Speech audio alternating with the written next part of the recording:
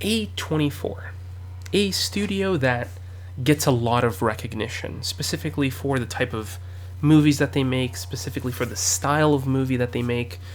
And, anytime something A24 pops up, I'm always excited to see what they're going to bring to the table. And honestly, when it comes even to movies that you don't even expect to come from A24, you got to give them credit where it's due. And I feel like that also applies to a little movie called Y2K. Now I'm going to address something really quick. If you guys feel like my voice is a little hoarse or feels like my nose is stuffy, don't worry. I am a little bit under the weather, but I am going to make it through this video.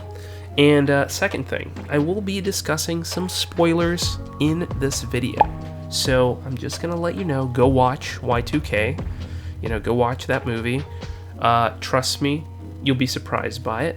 And then come back, and then we'll have this little discussion that we already have here on this channel. So go do that, and then come back, and then we'll, discuss. But if you really don't care about any spoilers or anything, let's continue. So this movie has a really cool cast.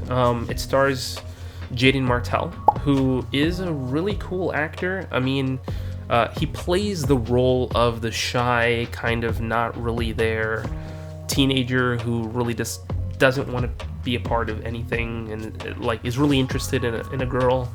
And he plays that geeky role really well. And the love interest to him, obviously, is Rachel Zegler, who I think is fantastic as well in this movie. I think she plays that role really well. It feels kind of awkward to see certain people here play characters during a time in which they weren't even born yet, which is kind of wild because, when I hear that, Rachel Zegler was born in 2001, I'm like, am I getting old or what? Like, it really is something that kind of hits you when you see these people play these characters from a time in which it was before their birth. So it's really kind of weird. But I think that she plays the role really well. He plays the role really well. And obviously we have all these really great supporting actors surrounding them. And when we talk about standout performances in this movie, we have to give it up for Julian Dennison, who plays Danny in the movie.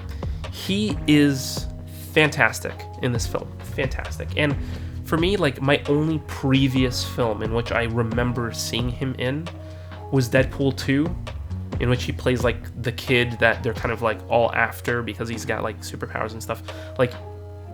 That's the only kind of reference that I have from this character.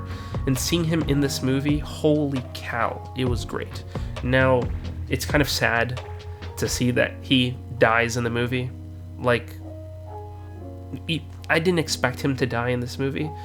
But he just brought a whole other level of energy to this film, which is fantastic, and just made this movie just that much more enjoyable. Now, a very big fan favorite is Eduardo Franco, who shows up in this show as well, which I feel like he's gotten a hang of this sort of thing, because after being on Stranger Things, I feel like him showing up here is kind of a natural thing to happen, because he's already aware of how these sort of they're not period movies, but they're just movies that are of either a 90s or 80s style, so he's already used to that sort of wit.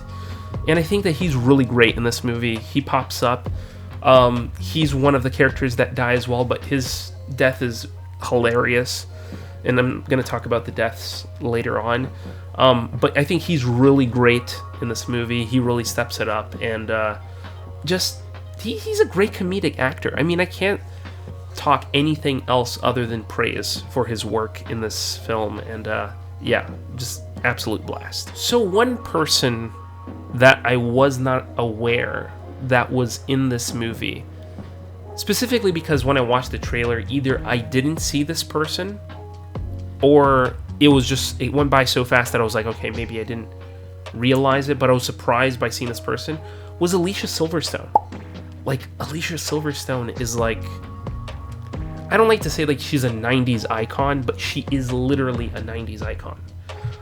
She showed up in so many movies, and music videos, I mean, no joke. Just watch some of, Aerosmith's music videos, and you're gonna see her in them. It's really funny because she shows up in almost all of them, but it's really great. And I mean, seeing her in this movie playing a mom, kind of an edgy mom, which was really funny because she does a few things here and there throughout the movie, that I was like, okay, wasn't expecting her to do that. But she does show up in this movie, and she really does a great job. Even though her part in this movie is small, she does really well. Now, I feel like a lot of people would come around to complaining about this movie being a comedy. And, I mean, I have to be honest. A24 has made a lot of movies. And a lot of the movies that they make are like works of art. Like, dude, watch Ex Machina. Watch, what have I watched recently that I'm just like in awe? You know what? You already are familiar with A24's work, even though it's not a movie, but you do know it through series form, and that's through Euphoria. Like, you just understand that you are watching something that's absolutely incredible, And that's sort of like A24's signature card, that whatever movie you're gonna watch, the cinematography is gonna be out of this world, and we're talking about movies like Everything Everywhere All at Once, which won Best Picture at the Oscars, deservingly so, because it's a great movie. But it really is interesting to see them kind of step out of their comfort zone in a way. They're not really in this sort of like super comedy realm. They're more in the drama realm, but with a lot more, dedicating to the art form. This was, I would say, like, is this movie going to win any Oscars? Absolutely not. Is this A24's best film? Absolutely not. But is this going to be A24's funniest film?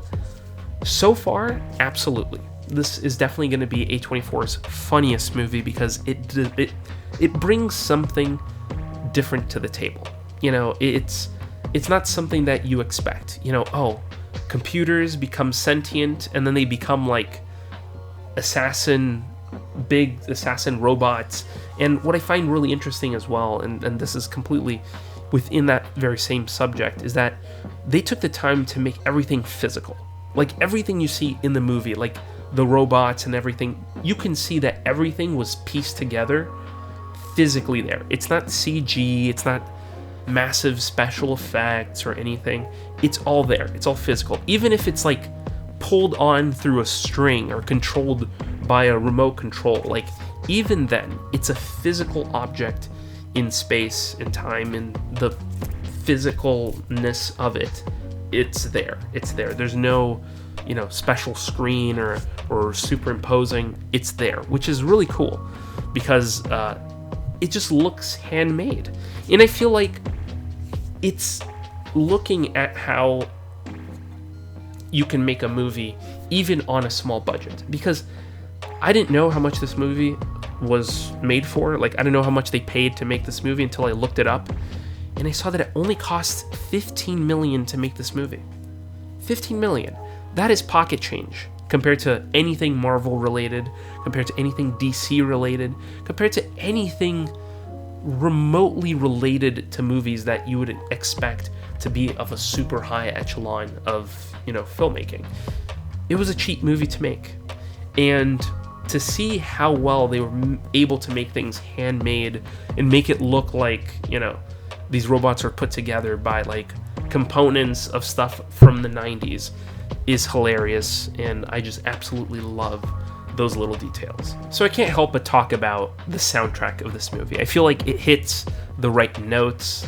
The fact that Thong Song is one of the big songs in this movie that has like a musical number associated to it, which is hilarious. So I feel like they really took the time to actually put music on there that was, relative to the time, which is great. And I have to talk about the death scenes, which I understand that the objective is to like shock you, like, oh crap. But this is a comedy movie, and it's not like they kind of lean halfway into the comedy. No, they lean all the way into the comedy, specifically when it comes to the death scenes in this movie. So, I mean, just the fact that kid gets on the skateboard, grinds up, you know, he grinds up the spine of, you know, a basketball hoop that's like lying down. He grinds up it, falls over, hits his head, and dies. Like, come on. You can't help but laugh at that. You know, dude, guy was doing, you know, takes a bunch of drugs and he just goes head on to this machine thinking that he's gonna, like, literally nunchuck the heck out of it and gets decapitated. Like, how can you not laugh at that? Like, it's like it really leans into the silliness with full power.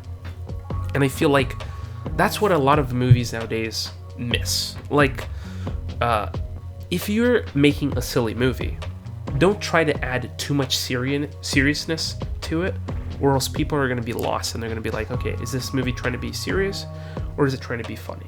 This movie is funny with reason, with just pure fun and joy, and, you know, just like, you're going to be like, holy cow, this happened, but it was funny.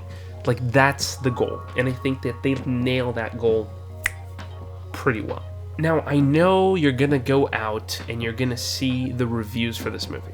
You're going to see the Rotten Tomato score, and you're going to be like, ugh, 50%, 60%. I mean, this isn't what I really want to watch. And I mean, that's typically how I judge a movie. I typically go on Rotten Tomato, I see the score, and I'm like, is this worth watching? And then I may give it a chance and then watch it and be like, okay, that's fine.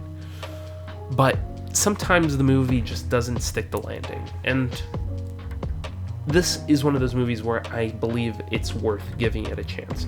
It's not a movie that you're going to rewatch like 5 years from now or anything like that. It's a movie that you're going to sit down, watch once, and be like, ha ha ha, this was funny. Next, you know, that's the sort of passable comedy that you're going to see from this movie. But it's fun. It's a fun film. And I think that most people are going to enjoy it. If you didn't watch this movie, give it a shot. Tell me down below what you think, because honestly, it's worth the watch. And this is the part where I leave it up to you guys. What do you guys think? Did you guys watch Y2K? Did you not watch Y2K? Did you at least watch the trailer to Y2K and be like, okay, I'm gonna watch that? Because when I watched the trailer to Y2K, I was like, I don't think I'm gonna like this movie.